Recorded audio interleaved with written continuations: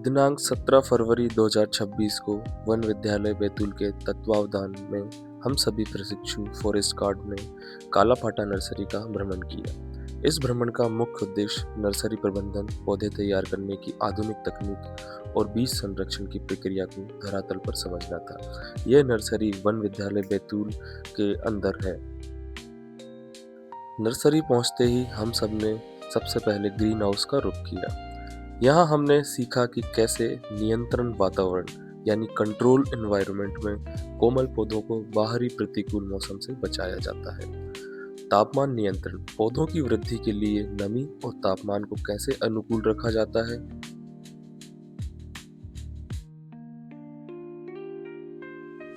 Grafting और hybrid, यहाँ उन्नत किस्म के पौधों को तैयार करने की विधि का प्रदर्शन देखा गया। भ्रमण के दौरान हमने ग्रीन हाउस की कार्य प्रणाली को विस्तार से समझा, जो कि आधुनिक वानिकी का आधार है। संरचना, यह आमतौर पर जीआई पाइप या लोहे के मजबूत ढांचे से बना होता है, जो प्रतिकूल मौसम में भी स्थिर रहता है।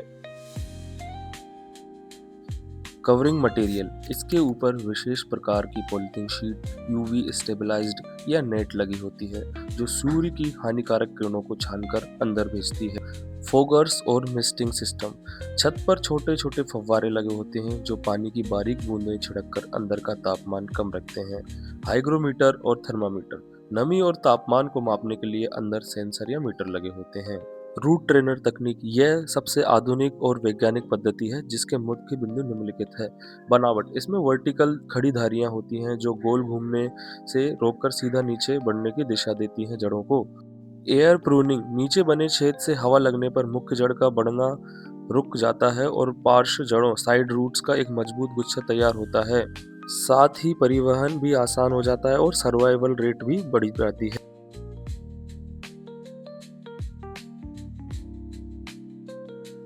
सीड स्टोर, नर्सरी का वह महत्वपूर्ण केंद्र जहां बीजों का वैज्ञानिक प्रबंधन किया जाता है।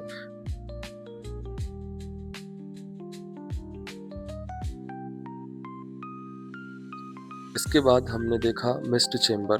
यह एक विशेष प्रकार का ग्रीन हाउस है जहां पौधे के लिए अत्यधिक नमी ह्यूमिडिटी पैदा की जाती है। उपयोगिता, मुख्यतः नियंत्रण तापमान एवं आर्द्रता की स्थिति में बीज अंकुरण सुनिश्चित करना। नियंत्रित तापमान एवं आर्द्रता पौधों की जड़ों का विकास वृद्धि सुनिश्चित करता है। मिस्ट चेंबर के अंदर वातावरण को नियंत्रित करने के लिए foggers, exhaust fan, cooling pad, control panel, hygrometer ये आदि लगी होती हैं। फोगर्स, ये छत पर लगे छोटे नोजल्स होते हैं जो पानी को धुंध या कोहरे की तरह बारीक फुहार में बदलते हैं। इससे हवा में नमी बढ़ती है। एग्जॉस्ट फैन, चेंबर के एक तरफ बड़े पंखे लगे होते हैं जो अंदर की गर्म हवा को बाहर निकालते हैं और ताजी हवा का संचार बनाए रखते हैं। कूलिंग पैड, पंखों के दूसरी तरफ खास तरह के पेड़ होते हैं जिससे पानी बहता है। जब पंखे चलते हैं तो हवा इन गीले पेड़ों से छनकर आती है और अंदर का तापमान ठंड।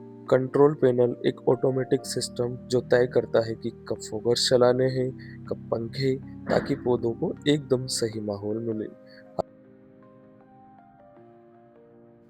Vermi compost unit, vermi composting यानी केचुआ खाद, केचुए द्वारा जैविक तरीके से कचरे को अपघटित करके खाद तैयार करने की प्रक्रिया है। इस प्रक्रिया में केचुए के पालन को वर्मी कल्चर कहते हैं। वर्मी कंपोस्ट पोषक तत्वों से भरपूर एक जैविक उर्वरक है। वर्मी कंपोस्ट बनाने का तरीका, केंचुओं को गोबर, सूखे और हरे पत्ते, घास फूस, धान का पुआल, खेतों के अवशेष, डेयरी और कुक्कुट अपशय, शहर का कूड़ा करकट आदि मिलाया जाता है। केंचुए द्वारा अपघटित की गई सामग्री से खाद तैयार होता है। इस खाद में बदबू नहीं आती और मक्खी मच्छर नहीं पनपते। यह वातावरण को प्रदूषित नहीं करती है।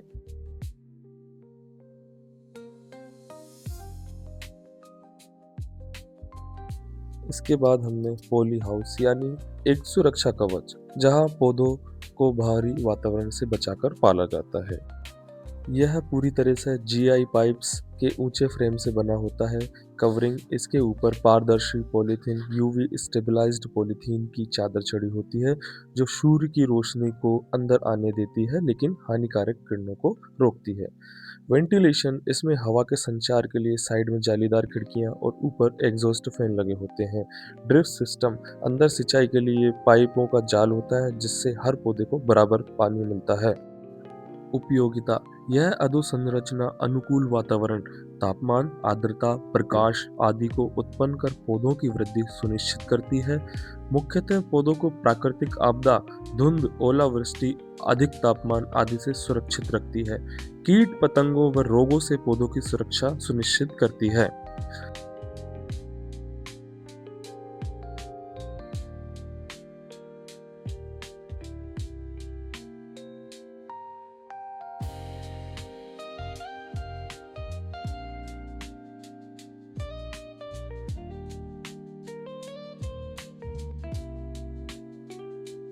यहाँ हमने पौधों की कई प्रजातियाँ देखी जिन्हें मुख्य रूप से दो श्रेणियों में बांटा जा सकता है।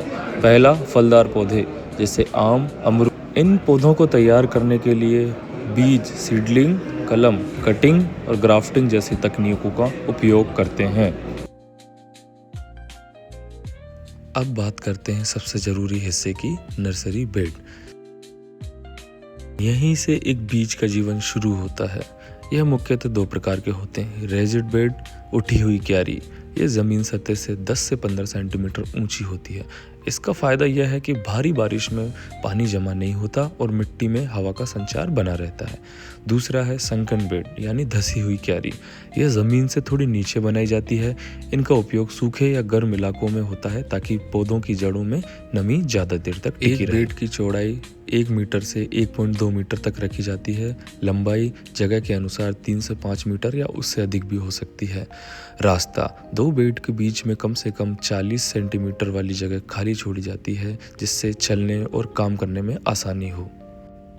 आज की यह फील्ड विजिट सिर्फ एक भ्रमण नहीं बल्कि हम सभी फॉरेस्ट गार्ड प्रशिक्षुओं के लिए एक गहरी सीख थी। हमने यहाँ ज़मीनी स्तर पर बारीकियों को समझा। हमने देखा कि कैसे अलग अलग प्रजातियों के पौधे उनकी ज़रूरत के हिसाब से वातावरण दिया जाता है। भविष्य में जब हम जंगलों की सुरक्षा और नए वनीकरण प्रोजेक्ट्स का हिस्सा बनेंगे तो यही नर्सरी बेड का गणित और पौधे तैयार की तकनीक हमारे काम आएगी।